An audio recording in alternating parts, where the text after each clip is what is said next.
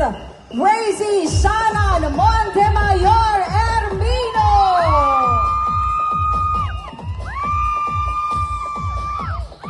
Palay. Yan ang kinabubuhayan ng mga tao sa gitnang Luzon. Modernong Filipiniana na yari sa banig at may makulay na disenyo na sumasariwa sa masayahin at malikhaing kultura natin.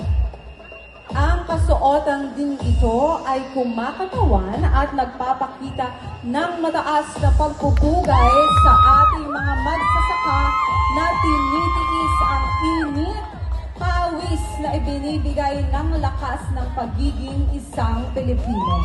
Isang batang kayumanggi ang nasa inyong harapan. Gracie Shanan ang kanyang ngalan, na nagsasabing ang tunay na ganda ng pinaglalabanang kasuotan ay wala sa laki, kundi sa nagdadala.